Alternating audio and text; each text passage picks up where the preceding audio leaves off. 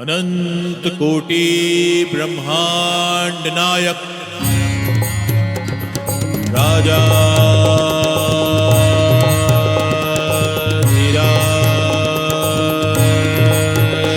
योगीराज परब्रह्म श्री सच्चिदानंद सद्गुरु श्री साईनाथ महाराज।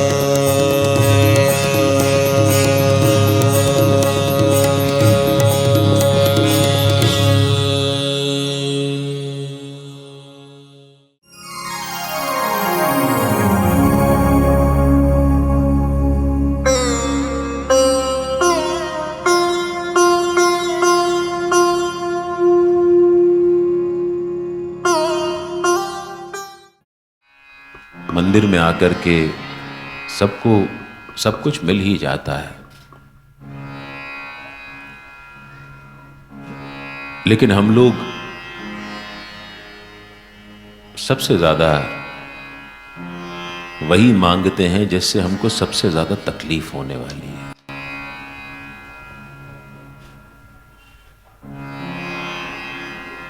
धन, संपदा, व्यवसाय। देखिए, यहां बैठ के ईमानदारी से बात करना मेरा हक बनता है, मेरा फर्ज बनता है। और जो कुछ भी बात ये कथा कहती है वो नितांत निजी अनुभव होते हैं। हम लोग धन से सुख खरीद सकते हैं, लेकिन वो सुख तब्दील होकर के दुख में बदल जाता है, कब ये पता नहीं चलता। बहुत संपदा, संपत्ति, धन आ जाता है तो हम में से कुछ लोग कंजूस बन जाते हैं, हम में से कुछ लोग लोभी बन जाते हैं। और आने दो, और आने दो। इतना धन आ जाए तो रखेंगे कहां?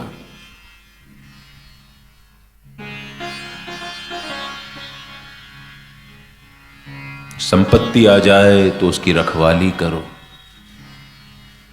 खाली प्लॉट पड़ा है तो कोई उस पर कब्जा ना कर ले,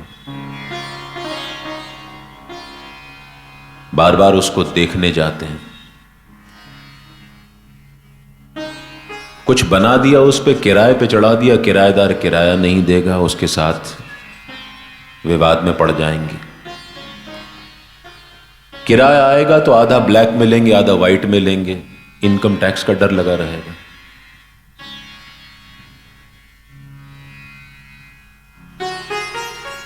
हर चीज हम अपनी परेशानी की मांगते हैं, फिर उसी में घुटते रहते हैं, उसी में घुटते रहते हैं। ये धन जो है ये बड़ी अद्भुत चीज है। इसके बिना हम अपनी जिंदगी का तसव्वुर नहीं कर सकते, ये सच बात है। सबको चाहिए धन। और न साईं बाबा ने कभी ये कहा है कि आप बिना धन के जियो, कभी नहीं कहा। किसी को धन कमाने से बाबा ने मना किया, ऐसा कभी नहीं हुआ। इस पवित्र ग्रंथ के एक अध्याय में जिक्र आता है नासिक के एक भक्त नारायण जानी का। उदी की महिमा भाग 2 में उनका जिक्र आता है। और चूंकि उदी की महिमा में उनका जिक्र आता है, इसलिए हमने जो बाबा का संदेश वहां पर है, वहां पर हमारा ध्यान नहीं जाता।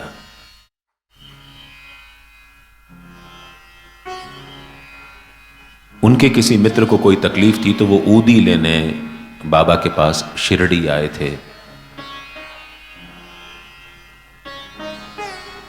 तो ऊदी ले गए, मित्र ठीक हो गया। ये तो मुख्य अध्याय के शीर्षक को सार्थक कर दिया। लेकिन इसके अंदर एक जो संदेश है उस पर हमारा ध्यान कमोबेश नहीं जाता है। वो संदेश ये है कि नारायण जानी की मां भी उनके साथ आई थी, और नारायण जानी ने जैसे ही बाबा को दंडवत किया, बाबा ने उनकी मां से कहा, ये कब तक यूं ही नौकरी करता रहेगा? अब समय है कि इनको स्वयं का व्यवसाय करना चाहिए। इसी श्री साईं सच्चरित्र में लिखा है आगे कि नासिक पहुंचने के बाद नारायण जानी ने आनंद आश्रम नाम का एक भोजनालय स्थापित किया, जो जीवन पर्यंत उन्होंने बहुत सफलतापूर्वक चलाया, और उतना धन कमाया जितना वो शायद नौकरी करते हुए ना कमा पाते।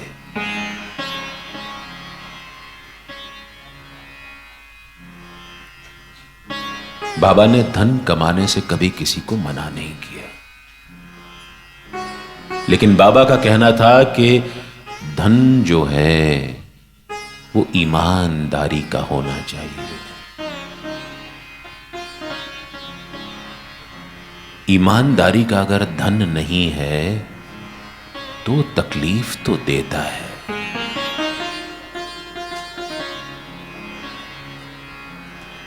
मैं स्वयं न जाने कितने ऐसे लोगों को जानता हूं जो एकादशी का उपवास करेंगे, गोकुल अष्टमी का उपवास करेंगे, महाशिवरात्रि का उपवास करेंगे,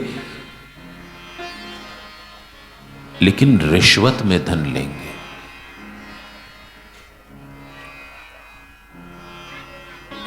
रिश्वत का पैसा जब आता है तो वो सिर्फ नोटों के रूप में नहीं आता,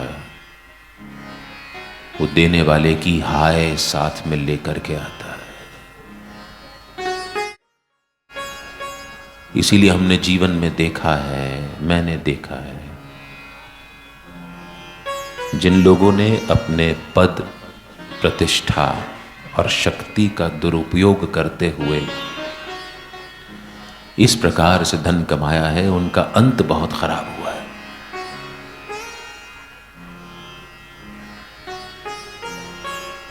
धन के संबंध में बाबा की बहुत छोटी छोटी, बहुत सुंदर सुंदर सीखें हैं।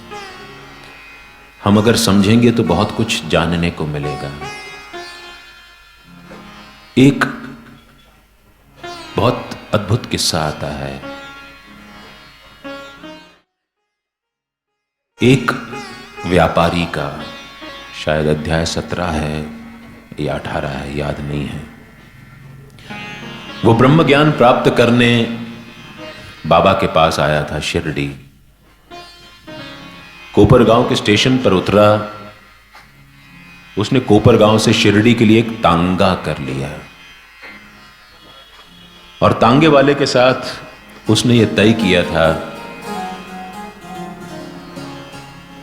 कि मुझे बाबा से बहुत बड़ा काम नहीं है, मुझे उनसे सिर्फ ब्रह्म ज्ञान लेना है, तुम रुकना। मैं यूं गया और यूं आया। उस व्यापारी का नाम श्री साईं सच्चरित्र में दिया नहीं है, बहुत अन्वेषण करने के पश्चात भी उसका नाम मिला नहीं।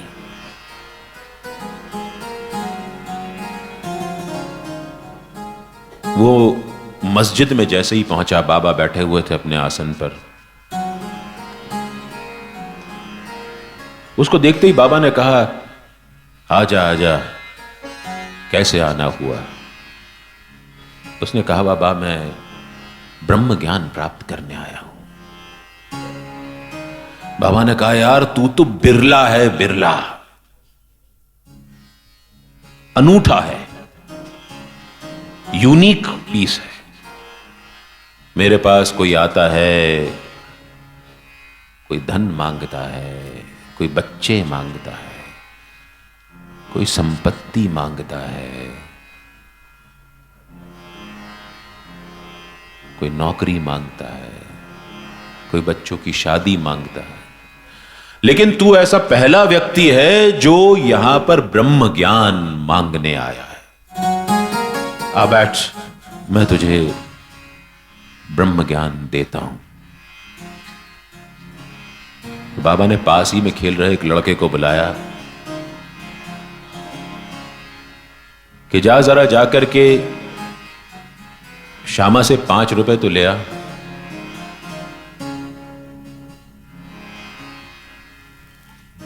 जाता है श्यामा के पास, श्यामा से बाबा की बात कहता है तो श्यामा हंस करके कहते हैं, बाबा को पता है कि श्यामा के पास फूटी कौड़ी भी नहीं है, ले तू ये मेरे 5 नमस्कार ले जा, तू बाबा को अर्पित कर देना। वो बच्चा वापस आता है, बाबा कहते हैं, बाबा को पता तो सब रहता है, बाबा से छुपा क्या है। बाबा उससे कहते हैं कि जा तू नंदराम मारवाड़ी के घर चला जाओ, उससे ले आ। होता ऐसा है कि नंदराम मारवाड़ी घर पर है ही नहीं। वो बच्चा खाली हाथ वापस आता है। बाबा की ये लीला चलती रहती है, वो उस बच्चे को अलग अलग जगह पर भेजते हैं, वो बच्चा अलग अलग जगहों से खाली हाथ वापस आ जाता है।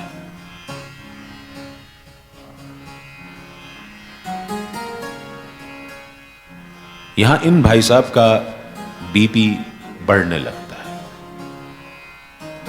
अब हमारे साथ भी तो ऐसा ही होता है कि कहीं हमको जाना होता है कि चलो चौक बाजार चलना है, तो ऑटो रिक्शा वाले को कर लिया कि मुझे चूड़ियां खरीदनी है, तो रुकना, वेटिंग के 10 रुपए तुझे और दे दूंगी, वापस मुझे यहीं छोड़ देना। तो वेटिंग का मीटर बढ़ रहा था वहां पे उसका, तांगे वाले का।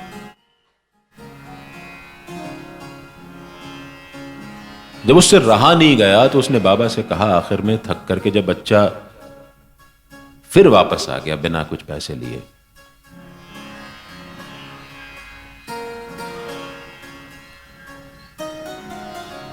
तो उसने बाबा से कहा, मुझे ब्रह्म ज्ञान क्यों नहीं दे रहे?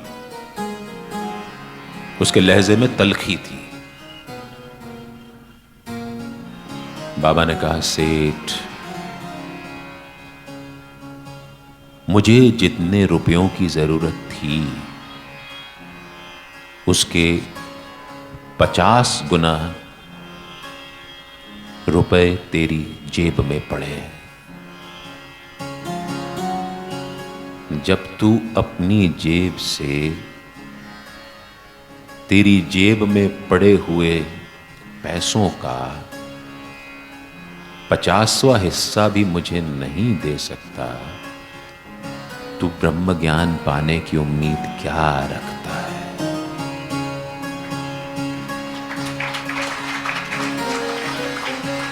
फिर बाबा ने उसको समझाया कि 5 प्राण। हम लोग जब बाबा की आरती देखते हैं शिरडी में, इस मंदिर में भी जब आरती होती है, तो बाबा को भोग लगाते समय पंडित पुजारी लोग जो होते हैं, वो सबसे पहले 5 प्राणों का भोग लगाते हैं। बाबा के सामने थाल रख दिया जाता है, पुजारी जी अपनी आंखें बंद कर लेते हैं, सांकेतिक रूप से निवाला उठा के बाबा के मुंह में रखने का यत्न करते हैं और बोलते जाते हैं, ओम प्राणाय स्वाहा, ओम अपानाय स्वाहा, ओम व्यानाय स्वाहा, ओम उदानाय स्वाहा, ओम समानाय स्वाहा।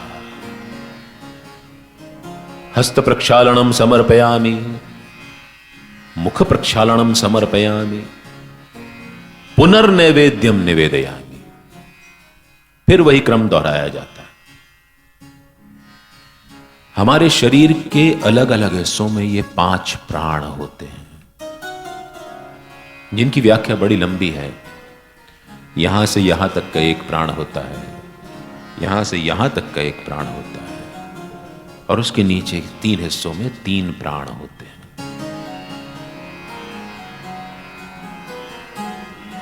किसी दिन अगर मौका मिलेगा तो इसी मंदिर के परिसर में बैठ के उन 5 प्राणों पे अलग से व्याख्या करेंगे, उनकी बातें करेंगे। लेकिन फिलहाल इसका समझना जरूरी है कि हम पूरे प्राणों से, बाबा ने कहा जब तक कि तू 5 प्राण, 5 इंद्रियां, मन, बुद्धि और अहंकार, इनको त्यागने का मन नहीं बना लेता है, तुम उससे ब्रह्म ज्ञान पाने की उम्मीद कैसे कर सकता है। इसी बात को लेकर के एक बड़ा सुंदर किस्सा अभी शिरडी में हुआ। इसी महीने की 14 तारीख को बाबा का बुला हुआ हम लोग शिरडी गए। समाधि मंदिर से दर्शन करके गणपति, शनि और शिव मंदिर की ओर हम लोग चल करके आ रहे थे। गणपति जी के दर्शन मैं कर चुका था, हम और पत्नी दोनों थे। शनिदेव के मंदिर के सामने हम लोग दोनों ठहरे और वहां से फिर शिव मंदिर के शिवलिंग के दर्शन हम लोग करते हुए बाहर जाने को हो रहे थे। तभी पीछे से मेरे कान में एक आवाज पड़ी, इस स्थान वाले क्या करते हैं, इतना पैसा लेते हैं, हम लोग सब बाबा को रिश्वत देते हैं, हम लोग सब नीच हैं, करप्ट हैं, संस्थान कोई व्यवस्था नहीं करता, कोविड में इतनों ने इतना सारा चंदा दिया, संस्थान ने क्या किया। हम दोनों खड़े हुए दर्शन कर रहे थे और मेरे पीछे से आवाज पड़ती जा रही थी। हम दोनों में बात हुई। पत्नी ने कहा, इसीलिए उसको वामांगिनी भी कहा जाता है कि आपके व्यवहार को वो संचालित करती है। आपके घर परिवार को व्यवहार को संचालित करने के लिए पत्नी का मानना नितांत जरूरी है। आप नहीं मानेंगे तो कहीं ना कहीं तकलीफ में पड़ेंगे। उन्होंने मुझसे कहा, या बाबा ने उनसे कहलवाया कि आपको इसको समझाना चाहिए। मैंने पलट करके देखा तो एक शायद 26, 27, 28 साल का युवक था। उसकी पत्नी ने हाथ में शादी का चूड़ा पहना हुआ था, मेहंदी लगी हुई थी। मैं समझा कि जरूर अभी शादी हुई है। उनके साथ एक और विदुषी थी, एक और युवती थी। मैंने कहा, एक्सक्यूज मी प्लीज। जैसा जोशीले लोगों में होता है इस उम्र में, उन्होंने से पलट के देखा जैसे शायद मैंने कोई बहुत बड़ा गुनाह कर दिया हो। बोले, कहिए। मैंने कहा, आप कुछ बोलते हुए जा रहे थे। बोले, हाँ, आपसे मतलब। मैंने कहा, है मतलब है मुझसे।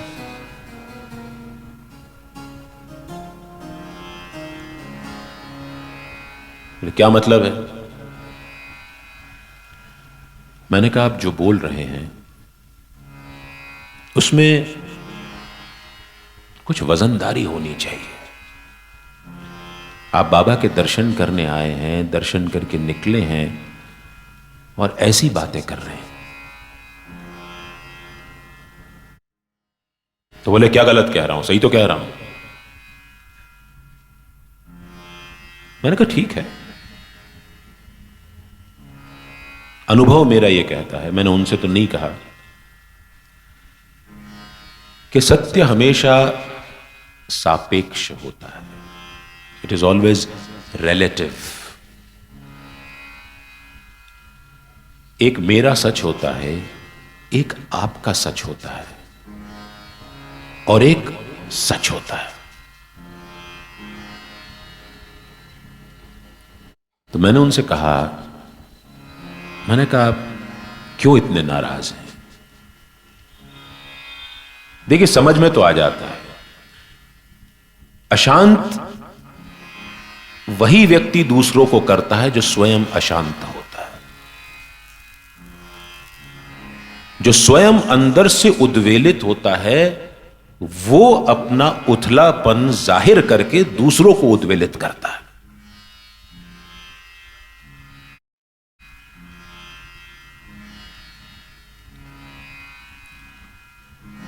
वहीं शंकर भगवान के मंदिर से जब हम लेफ्ट टर्न लेते हैं, वहां पे आपने देखा होगा आजकल एक मोड़ बना हुआ है। हमने वहीं पे खड़े होकर उनके साथ बातचीत करना शुरू की। मैंने कहा आप संस्थान के बारे में कुछ कह रहे थे। बोले जी कुछ नहीं करते, इतना पैसा है, इतनी अरबों की एफडीआर है, हम लोग इतना पैसा चढ़ाते हैं बाबा को रिश्वत में, क्या व्यवस्था है? मैंने कहा बहुत अच्छी व्यवस्था है, आप क्या जानना चाहते? बोले कोविड में क्या किया संस्थान ने। मैंने कहा आपको पता नहीं है, साईं बाबा संस्थान के अस्पतालों में से एक अस्पताल, 2 अस्पताल हैं, मैंने कहा एक अस्पताल पूरी तरह निशुल्क है।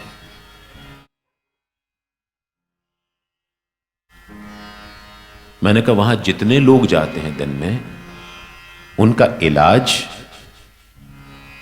उनकी दवाइयां सब मुफ्त में मिलती हैं।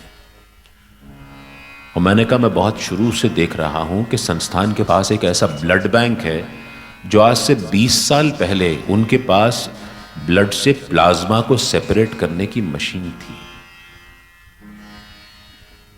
और उस समय डॉक्टर टाकलकर उसके प्रमुख थे उस ब्लड बैंक के। और मैंने उस लड़के को बताया कि किस तरह से ज़रूरत के समय ब्लड बैंक का इस्तेमाल किया जाता है। मैंने कहा रही कोविड की बात,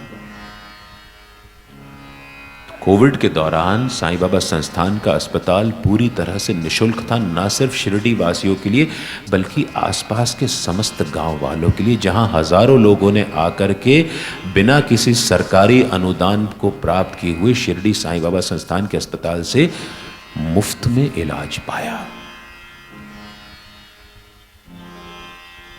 और मैंने कहा आप जरूर प्रसादालय जाएंगे जहां पर आप एक 10 रुपए का टोकन लेकर के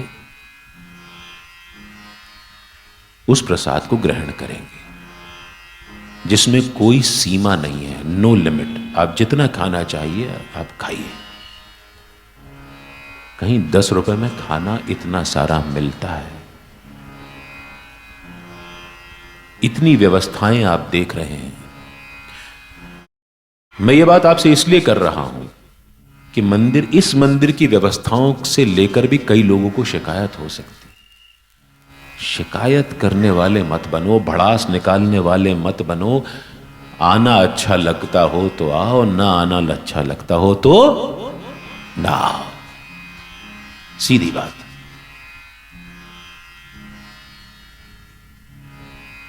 वो लड़का कुछ शांत हुआ। फिर मैंने उससे कहा, मैंने कहा आपने मिस्टर के.वी. रमणी का नाम सुना है क्या? बोल नहीं, हु इज ही? मैंने कहा गूगल करिएगा। मैं के.वी. रमणी जी का नाम इसलिए ले रहा हूं क्योंकि वो इस मंदिर में आ चुके हैं।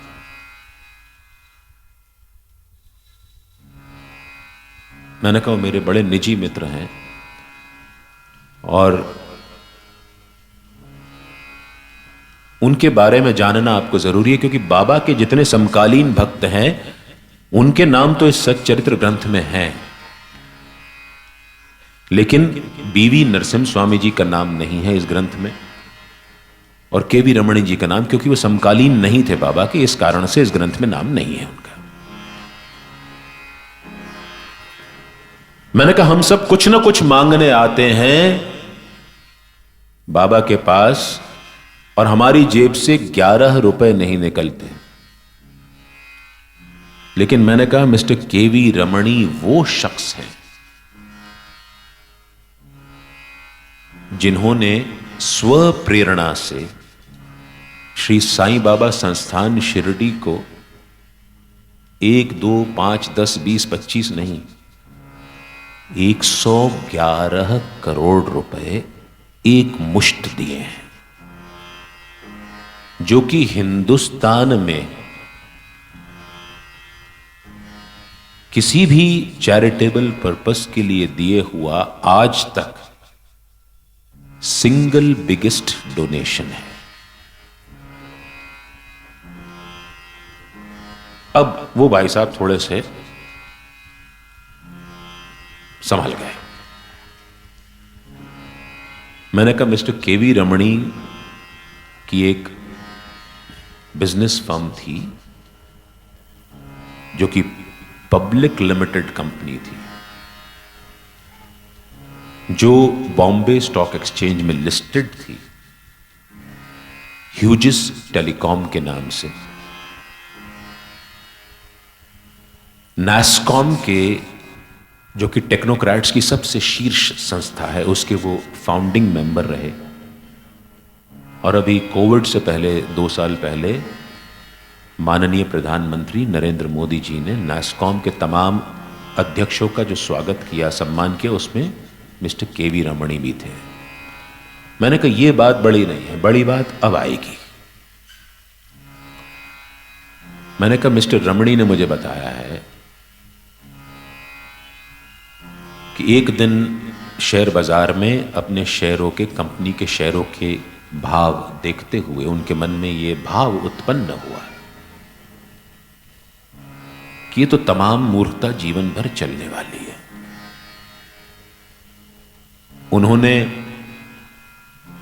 बाबा की प्रेरणा से वो निश्चय तुरंत किया कि मुझे अब ये सब बेच देना है और बाबा की सेवा में लग जाना है। कई 100 करोड़ रुपए उनको उस सौदे में मिले, और जितने पैसे मिले उस पैसों से उन्होंने आधा अपने परिवार के लिए रख दिए, आधे में से एक साईं बाबा ट्रस्ट की स्थापना की, जिसका ऑफिस चेन्नई में है।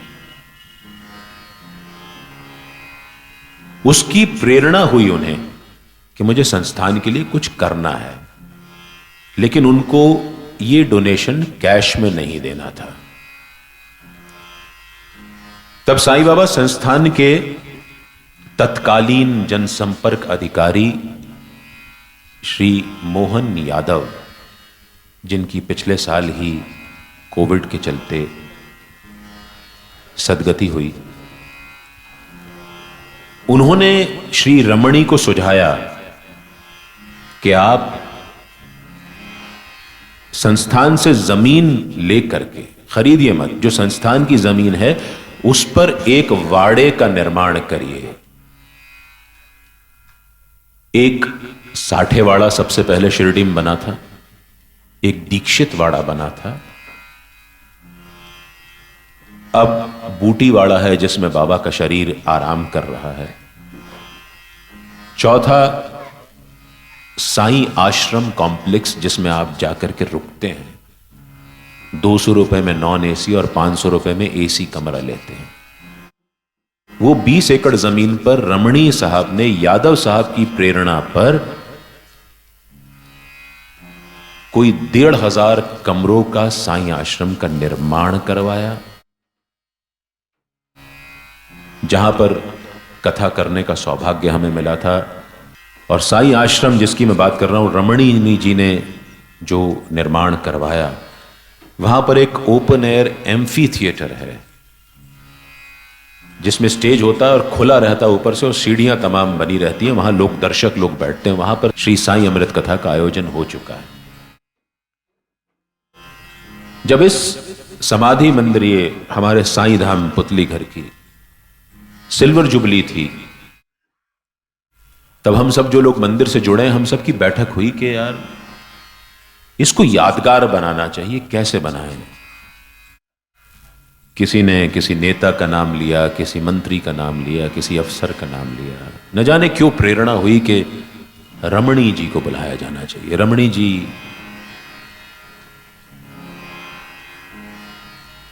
से बात की गई, उन्होंने एक बार में सहजता से हां कर दिया, लेकिन उन्होंने 2 शर्तें रख दी। बोले, Sumit ji, I will come, but there are 2 conditions that you must fulfil. बोले, मेरे आने जाने का खर्चा मैं स्वयं करूंगा और मेरे रहने की व्यवस्था मैं स्वयं करूंगा। उनकी दोनों शर्तें मान ली गई। तब बाबा का ये जो सिंहासन है, 25वें वर्ष में ये सिंहासन जो आप देखते हैं, सिंहासन यहां पर स्थापित हुआ। रमणी जी के हाथों उस दिन बाबा के सांकेतिक समाधि की पाद्य पूजा की गई। तो मैंने उस लड़के से कहा, अब उसने अपना नाम बताया, मैं नाम तो सबके सामने नहीं लूंगा, दिल्ली का एक वकील है। तो उसकी आंखें ये सुनकर के खुली की खुली रह गईं कि कोई व्यक्ति 111 करोड़ रुपए लगा सकता है, दान कर सकता है। फिर हमने दोनों ने चलना शुरू किया साथ में उनके। चलते चलते हम लोग लेंडी बाग तक आए। मैंने कहा, अब बोलो, तुम्हारा सत्य था या मेरा सत्य है? बोले, नहीं, आप जो कह रहे हो बिल्कुल सही है, मैं गलत हूं। और जाते जाते वो लड़का हम दोनों के पैर छू करके गया।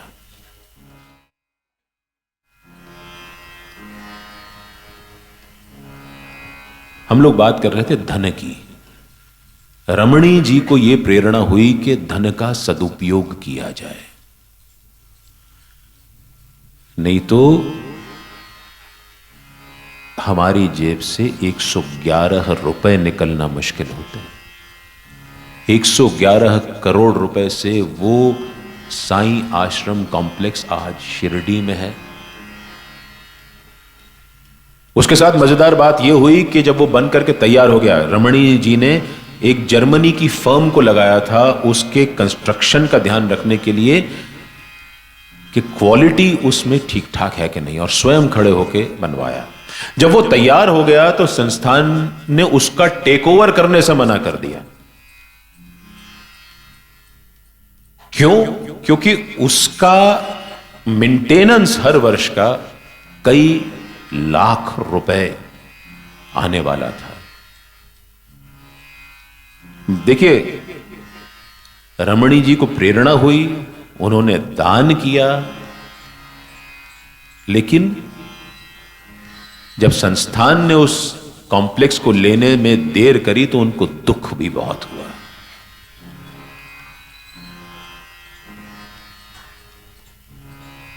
इसलिए आप दान करके हमेशा सुख की उम्मीद मत करिए। उसको जो आपसे लेना है वो ले लेगा, लेकिन शर्तें नहीं होनी चाहिए दान देने में। मेरा अच्छा होगा ये नहीं मानना चाहिए। आपको दिया है ना, आप उसको, उसका पासंग छोटा सा भी कभी जिंदगी में लौटा पाए तो बहुत बड़ी बात होगी। आप बहुत उपकृत मानेंगे अपने आप को।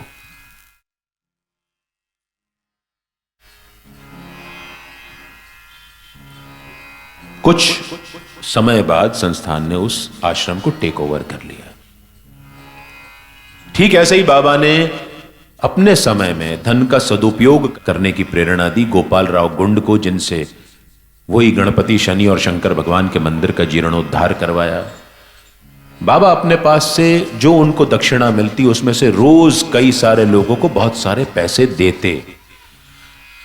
उनके पास केवल 2 ही काम थे। चिलम के लिए तंबाकू खरीदने के पैसे वो लेते, अपने पास रख लेते, या धूनी माई में डालने के लिए लकड़ियों के लिए पैसे वो अपने पास रखते। जब बाबा ने महासमाधि ली, सच्चरित्र के अनुसार, जो और भी साहित्य है उसके अनुसार, दिन रात सवेरे शाम बाबा के पास हजारों रुपए उस जमाने में दक्षिणा आती थी। लेकिन जब बाबा ने समाधि ली, वो इस कदर सब कुछ बांट चुके थे कि उनकी जेब में से कुल 16 रुपए आखिर में निकले उनकी कफनी में से। और जब उनकी समाधि का खर्चा, उनकी 13वीं का खर्चा सब जोड़ा गया तो कुल मिला के 16 रुपए खर्च हुए थे। यानी बाबा अपने जाने से पहले अपनी क्रियाकर्म की, कर्मकांड की सब व्यवस्था करके चले गए थे।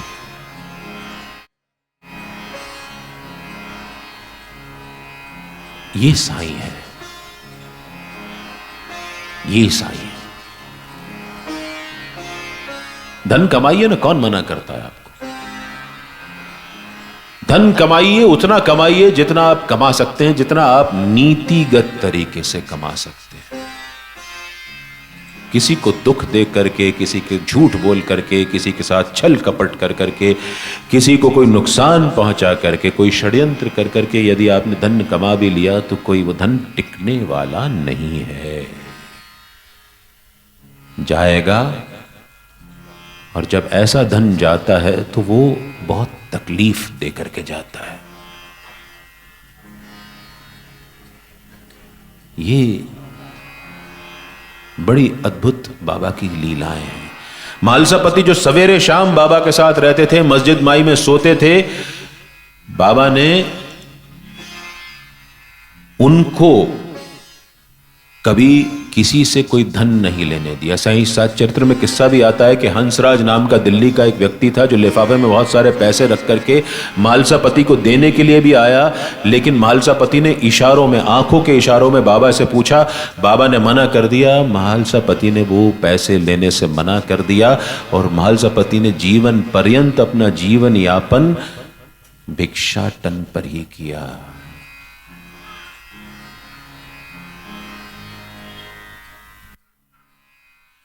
साईं ने कहा कहीं नहीं मैं दूर जी,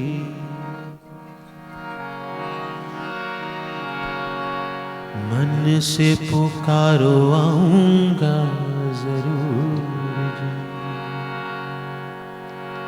साईं ने कहा कहीं नहीं मैं दूर जी, मन से पुकारो आऊंगा जरूर जी।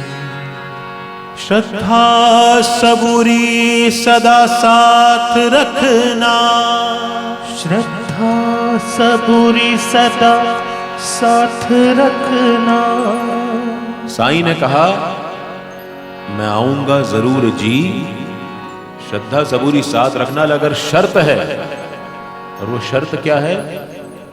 करना कभी ना धन का गुरूर जी, करना कभी ना धन का गुरूर जी।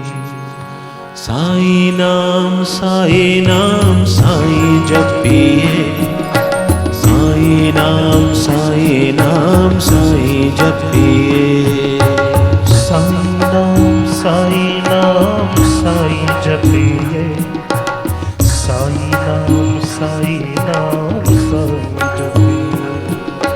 दिन रात सुबह शाम साईं जपिए, दिन रात सुबह शाम साईं जपिए, साईं नाम साईं नाम साईं जपिए, साईं नाम साईं नाम साईं जपिए।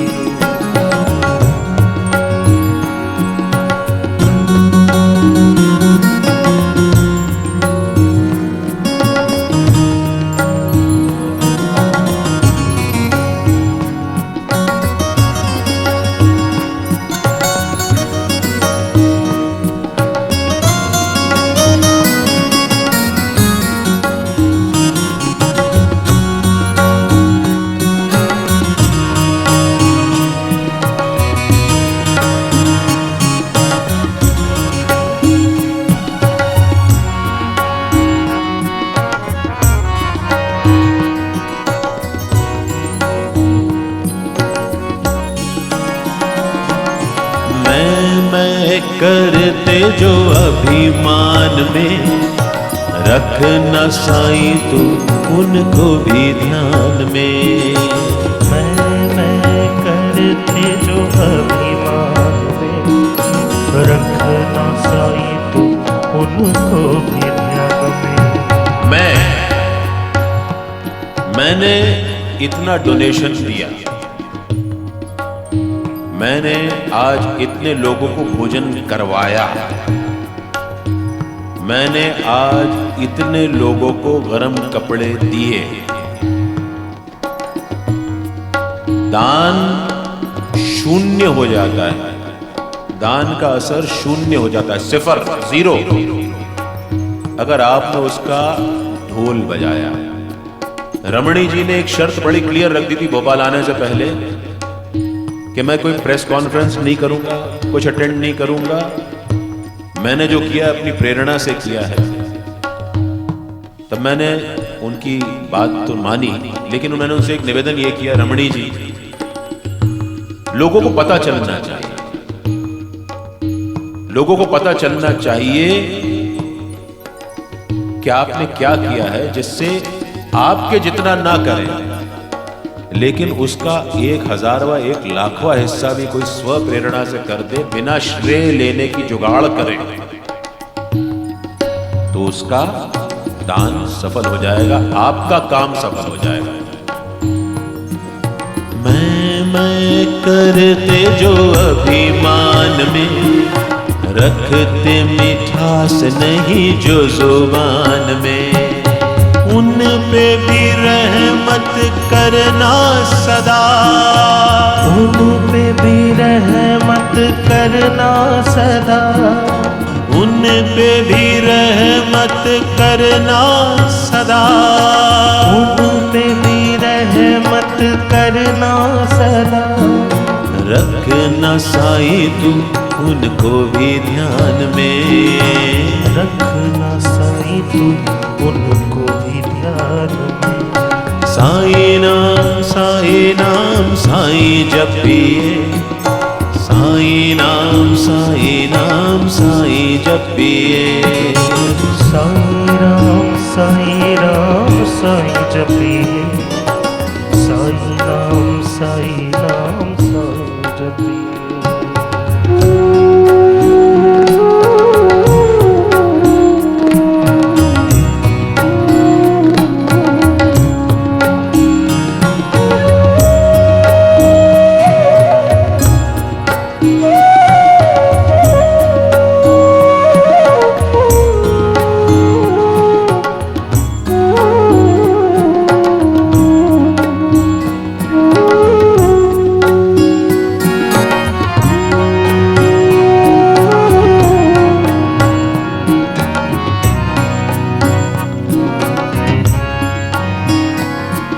सेवा के जो सच्चे पथ पे हैं चलते, देखे न कभी किसी ने हाथ मलते।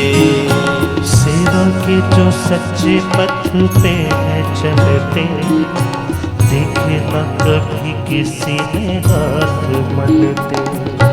अंग संग साईं सदा साथ उनके, अंग संग साईं सदा साथ उनके, अंग संग साईं सदा साथ उनके, अंग संग साईं सदा साथ उनके। साईं की कृपा से फूलते हैं फलते, साईं की कृपा से फूलते हैं फलते। साईं नाम साईं जपिए, साईं नाम साईं जपिए, ओ साईं नाम साईं जपिए, साईं नाम साईं जपिए। दिन रात सुबह शाम साईं जपिए, दिन रात सुबह शाम साईं जपिए, दिन रात सुबह शाम साईं जपिए, दिन रात सुबह शाम साईं जपिए। साईं नाम साईं जपिए, साईं राम साईं जपिए, साईं नाम साईं जपिए।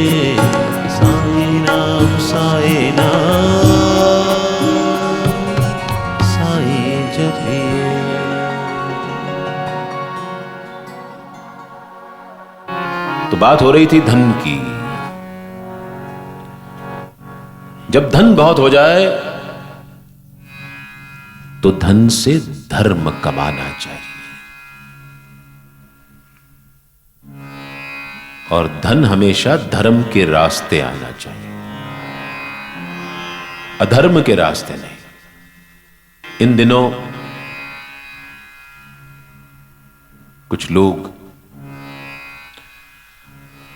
साधु संत महात्मा का चोला पहन करके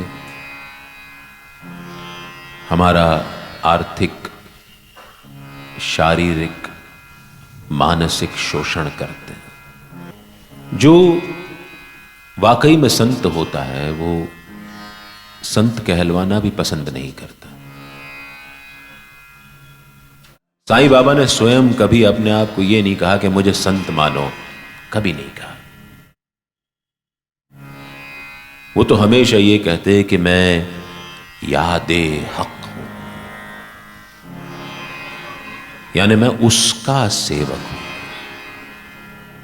मैं अनल हक नहीं, मैं परमपिता परमेश्वर नहीं हूं, साधारण सा सेवक हूं। उनके अंदर दीनता इतनी भरी हुई थी कि दास गणु महाराज ने जब उनके ऊपर अभंग लिखे तो उन्होंने दास गणु महाराज से कहा कि हे दासानुदास, मैं ईश्वर का दास, तुम मेरी शान में कसीदे लिख रहे हो। हे दासानुदास, मैं तुम्हारा ऋणी हूं।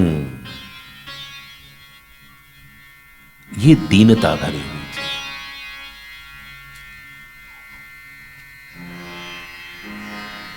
कोई संत कौन होता है?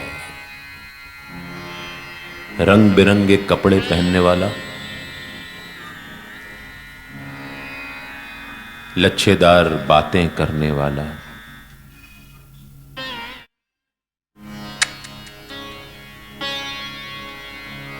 आजकल तो संतों की परिभाषा ऐसी हो गई है। मैं कुछ मजेदार किस्से आपको बताता हूं मेरे साथ में। अब चूंकि मैं बाबा की बातें बाबा की कृपा से करता हूं, बाबा की दी हुई आवाज है, उन्हीं के काम आ रही है, मेरा उसमें कुछ नहीं है, बाबा की प्रेरणा है। ये सोनीपत की कथा थी जो साईं आश्रम में हुई, इसी से जुड़ा हुआ एक किस्सा मुझे याद आ रहा है। आजकल आडंबर और तामझाम का जमाना इतना हो गया है कि जब मैं कथा करने साईं आश्रम में पहुंचा तो सोनीपत के ही कुछ लोग थे, पूछते मुझसे, कथा आप करेंगे? मैंने कहा नहीं, मैं बाबा की बातें करूंगा। बोले हाँ मतलब वही। बोले आप कथा करेंगे? मैंने कहा आप ऐसा मान सकते हैं तो, लेकिन आपके साथ तो कोई चेले चपाटे नहीं है, जो कथाकार होते हैं उनके साथ तो चेले चपाटे बहुत चलते हैं। मैंने कहा इसीलिए तो मैं कह रहा हूं कि मैं कथा नहीं करता, मैं सिर्फ बाबा की बातें करता हूं। वो दिन चला गया। दूसरे दिन शाम को जब हम फिर दोबारा पहुंचे उसी एम्फी थिएटर में, वही सज्जन फिर आ गए। बोले आज आप समाधि मंदिर गए थे? मैंने कहा जी। इतने इतने बजे गए थे? मैंने कहा हाँ, उस वक्त मैं वहीं पर था।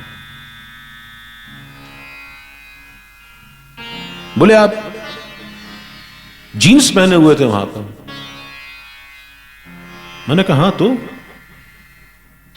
बोले कथाकार जीन्स थोड़ी पहनते हैं। अरे यार, मैंने कहा भाई मैं कथा नहीं करता हूं, बाबा की बातें करता हूं, और कथा करने वाला जीन्स नहीं पहन सकता, ये आपसे किसने कहा?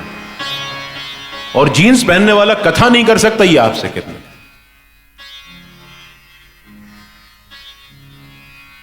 तो बड़े हतप्रभ हो गए। अभी पिछले महीने अक्टूबर की बात है, 1 महीना पहले की, मालसापति के प्रपौत्र संदीप नागरे जी बाबा की पादुकाएं लेकर के भोपाल आए थे। बाबा की मूल पादुकाएं उनके परिवार को आशीर्वाद स्वरूप मिली हुई हैं। तो सौभाग्य से हरीश ललवानी जी जो उस कार्यक्रम के उनको बुलाने के स्रोत थे, उनके अनुरोध पर बाबा की पादुकाओं का रात्रि विश्राम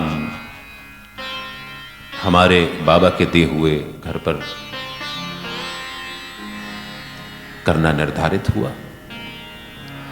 तो पादुकाएं आनी थी 8 बजे, शायद कार्यक्रम की व्यस्तता के चलते 9:30 बजे के आसपास रात्रि विश्राम के लिए आए। तो रात्रि विश्राम मेरा भी होता है, तो मैं तो शॉर्ट्स पहनता हूं घर पे। पादुकाएं आई, शॉर्ट्स और टी शर्ट में मैं था। तो जो पादुका के साथ जो फोटोग्राफर था उसने फोटो खींच ली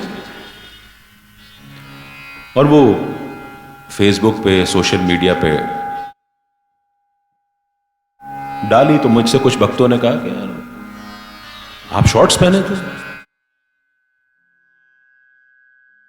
मैंने कहा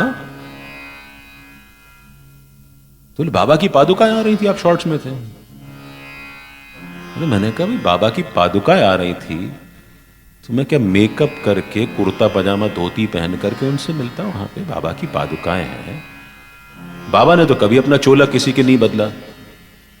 बड़े से बड़ा सेठ आता तो भी फटी कफनी में घूमते, कोई भी आता तो फटी कफनी में घूमते। मैंने कहा आडंबर क्या करना है यार? तो बोले लोग देखेंगे। मैंने कहा देखने दो, क्या परेशानी है? कुछ तो लोग कहते ही हैं, उसमें कौन सी दिक्कत है? कुछ रीत जगत की ऐसी है, हर एक सुबह की शाम हुई,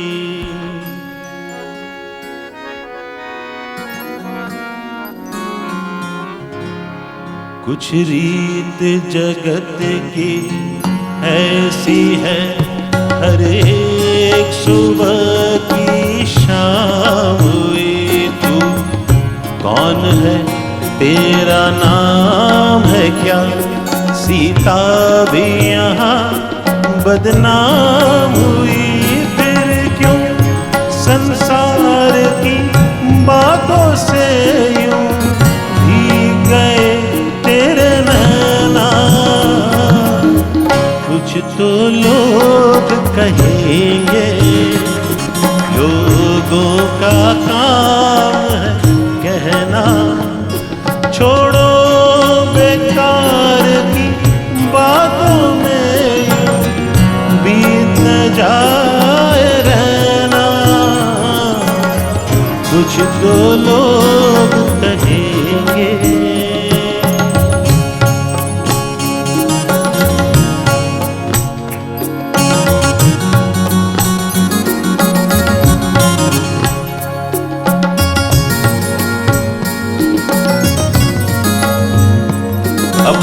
कुछ लोग ये भी कहेंगे कि भाई जी कथा में फिल्मी गाने गाते हैं। कहो, हम थोड़ी किसी से ये कहने जा रहे हैं कि तुम अगर कहोगे कि भाई जी फिल्मी गाने गाते हैं, हमने भी तुमको देखा है फिल्मों में देखते जाने के लिए। और अगर किसी साईं भक्त का सिनेमा हॉल है तो फ्री में फिल्म देखने जाते हो, हमने तुमको देखा है।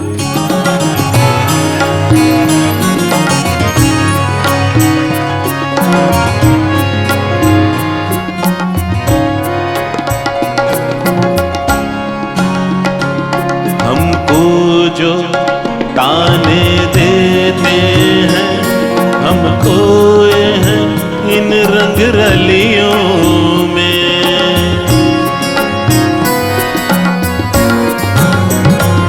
हमको जो ताने देते हैं, हम खोए हैं इन रंग रलियों में। हमने उनको भी छुप छुप के आते देखा इन गलियों में। ये सच है, झूठी बात नहीं, तुम बोलो ये सच है ना?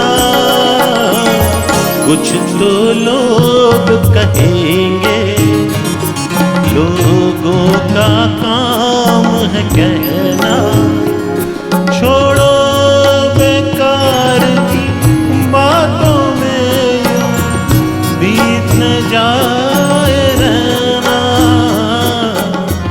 कुछ तो लोग कहेंगे, लोगों का